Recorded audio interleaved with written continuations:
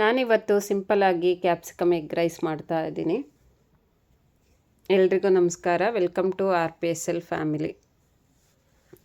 1.5 tablespoon ಎಣ್ಣೆ, 3 ಎಗ್ಗನ್ನು open ಮಾಡಿ ಹಾಕ್ತಾ ಇದ್ದೀನಿ.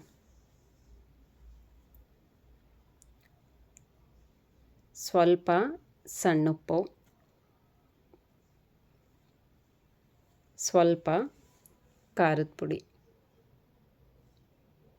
ಹಾಕಿ ಮಿಕ್ಸ್ ಮಾಡ್ಕೊತಾ ಇದ್ದೀನಿ. ನೋಡಿ, ಈ ಥರ ಚೆನ್ನಾಗಿ ಮಿಕ್ಸ್ ಮಾಡ್ಕೊಬೇಕು.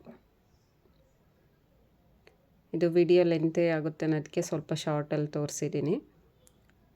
ಈ ಥರ ಎಗ್ಗು ಫ್ರೈ ಆದಮೇಲೆ ಒಂದು ಪ್ಲೇಟಿಗೆ ಹಾಕಿಟ್ಕೊಂಡಿದ್ದೀನಿ.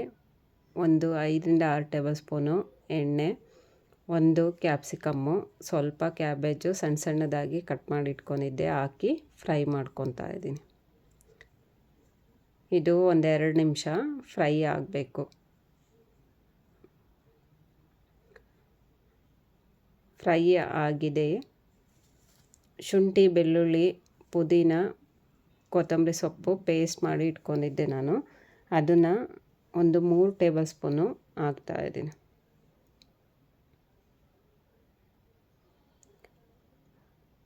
ಇದು ಪೇಸ್ಟ್ ಹಾಕಿ ಹಸಿ ವಾಸನೆ ಹೋಗೋವರೆಗೂ ಫ್ರೈ ಮಾಡ್ಕೊಬೇಕು. ಫ್ರೈ ಆದಮೇಲೆ ನಾನು ಸ್ವಲ್ಪ ಮೇಥಿ ಪೌಡ್ರು ಹಾಕಿ ಮಿಕ್ಸ್ ಮಾಡ್ಕೊತಾ ಇದ್ದೀನಿ. ಅದಾದಮೇಲೆ ಇಲ್ಲಿ ಎಗ್ ಫ್ರೈ ಮಾಡಿ ಇಟ್ಕೊಂಡಿದ್ವಲ್ಲ ಹಾಕಿ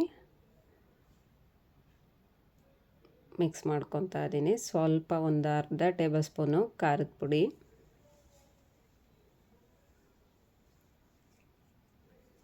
ಹಾಕಿ ಮಿಕ್ಸ್ ಮಾಡ್ಕೊಂಡಾದಮೇಲೆ ಇಲ್ಲಿ ಅರ್ಧ ಟೇಬಲ್ ಸ್ಪೂನು ಧನಿಯಾ ಪೌಡ್ರು, ಅರ್ಧ ಟೇಬಲ್ ಸ್ಪೂನು ಗರಂ ಮಸಾಲ ಹಾಕಿ ಈ ಥರ ಫ್ರೈ ಮಾಡ್ಕೊಬೇಕು.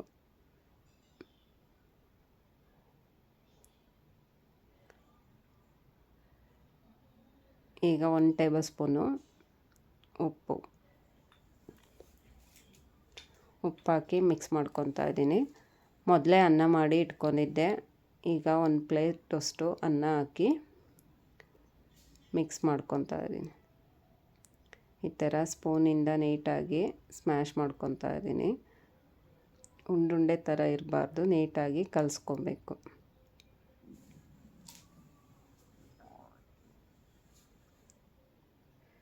ನೋಡಿ, ಈ ಥರ ಚೆನ್ನಾಗಿ ಸ್ಪೂನಿಂದ ಕಲಿಸ್ಕೊತಾ ಇದ್ದೀನಿ. ನೋಡಿ, ನೀಟಾಗಿ ಮಿಕ್ಸ್ ಆಗಿದೆ. ಇದಕ್ಕೆ 1 ಟೇಬಲ್ ಸ್ಪೂನಷ್ಟು ಸೋಯಾ ಸಾಸು,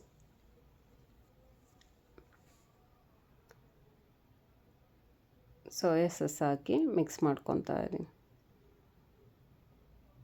ಲಾಸ್ಟಲ್ಲಿ ಕೊತ್ತಂಬರಿ ಸೊಪ್ಪು ಕಟ್ ಮಾಡಿ ಇಟ್ಕೊಂಡಿದ್ದೆ ಸ್ವಲ್ಪ, ಅದು ಹಾಕಿ ಮಿಕ್ಸ್ ಮಾಡ್ಕೊತಾ ಇದ್ದೀನಿ. ನೋಡಿ, ಈ ಥರ ಮಿಕ್ಸ್ ಮಾಡ್ಕೊಂಡ್ರೆ ಸಿಂಪಲ್ಲಾಗಿ ಕ್ಯಾಪ್ಸಿಕಮ್ ಎಗ್ ರೈಸು ರೆಡಿ ಆಗೋಯ್ತು.